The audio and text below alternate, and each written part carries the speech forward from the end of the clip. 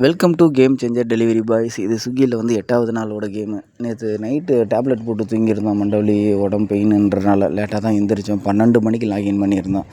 Order போட்டிருந்தோம். அதுக்கு ஆப்போசிட்லேயே வந்து ஒரு தள்ளு வண்டி கடையில் இருந்து ஒரு மீல்ஸ் ஒன்று வாங்கி அப்படியே பொறுமையாக சாப்பிட்டு இருந்தோம். அதுக்கடுத்து ஆர்டர் ரெடின்னு வந்துருச்சு. டக்குன்னு சாப்பிட்டு முடிச்சுட்டு அப்படியே அந்த ஆர்டர் எடுத்துகிட்டு அதுக்கடுத்து 1 பை 1 ஆர்டர் கொடுத்துக்கிட்டே இருந்தான். மதியத்துக்கு மேலே பட்டினப்பாக்கம் லைனில் தான் ஒரு ஆர்டரு டெலிவரி. அப்படியே டெலிவரி அடிச்சுட்டு அந்த ரைடு வரும்போது சூப்பராக இருந்துச்சு. சரி, ஓகே, முடிச்சுட்டு அதுக்கடுத்து மயிலாப்பூர் லைனுக்கு ஒரு ஆர்டர் பிக் பண்ண போயிருந்தேன். அப்போ போகும்போது ஒரு கொய்யாக்கா ஒன்று வாங்கியிருந்தேன். 30 ரூபான்னாங்க ஒரு கொய்யாக்கா.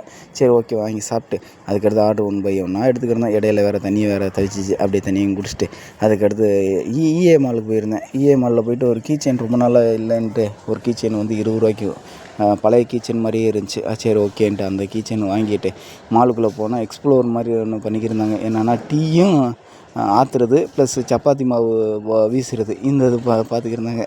சரின்ட்டு அதையும் பார்த்து முடிச்சுட்டு அப்புறம் ஆர்டர் எடுக்க போயாச்சு. ஆர்டர் போய் எடுத்துகிட்டு அதை கொடுத்த நிமிஷம்தான் ஆர்டரே போடாமல் இருந்துக்கிருந்தான். சரின்ட்டு ஒரு சுண்டல் வாங்கி சாப்பிடும்போது தான் ஆர்டர் போடுறான்.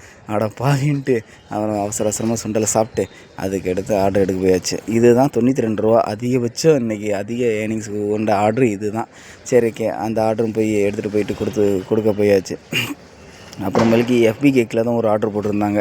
சரி, அந்த எஃபி கேக்கு போயிருந்தால் ஃப்ரீ டேஸ்டிங் ஸ்வீட் இருந்துச்சு. சரி, ஓகேன்ட்டு அந்த ஸ்வீட்டை எல்லாத்தையும் காலி பண்ணிட்டேன். ஏன்னா நான் லாஸ்ட்டு கடை க்ளோஸ் பண்ணுறேன்னா அதனால் பொறுமையாக உட்காந்து அதையும் சாப்பிட்டு முடிச்சுட்டு அப்படியே ரூமுக்கு கிளம்பலான்ட்டு ரெடியாக இருந்துச்சு. ஏன்னா இதோட லாஸ்ட் ஆர்டர் தானேன்ட்டு கிளம்பிட்டேன். ரூமுக்கு வந்து பார்த்தா மணி 1 மணி ஆயிடுச்சு.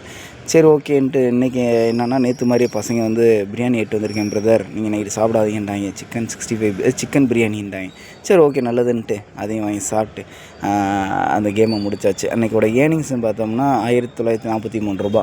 இன்சென்டிவ் வந்து 540 ரூபா கட் பண்ணிட்டான். ஏன்னான்னு தெரில. ஏன்னா இன்றைக்கி 12 மணிக்கு லாகின் பண்ணியிருந்தேன் நம்மள. அதனால் ஒரு 540 ரூபா 550 ரூபா 550 ரூபா லாஸ் ஆயிடுச்சு. ஓகே, எக்ஸ்பென்ஸ்னு பார்த்தோம்னா 380 ரூபா பெட்ரோலும் ஃபுட்டுக்கு வந்து 105 ரூபா ஆச்சு. டோட்டலாக 585 ரூபா ஆச்சு. ஏர்னிங்ஸில் வந்து கழிச்சது போக நம்ம கை கிடச்சது 1508 ரூபா கிடச்சிருக்கு. பார்க்கலாம். Time is gold. டயத்தை பயனுள்ளதாக யூஸ் பண்ணுவோம். அப்புறம் நண்பர் வந்து ஒருத்தவர் சொல்லியிருந்தார், எடிட்டிங் நல்லா பண்ணுங்கன்னு. சீரியஸாக என்னால் எடிட்டிங் பண்ண தெரில பிரதர். யாராச்சும் இருந்தால் சொல்லி கொடுங்க, நான் கற்றுக்கிறேன். ஓகே, பார்க்கலாம். Your risk your gift.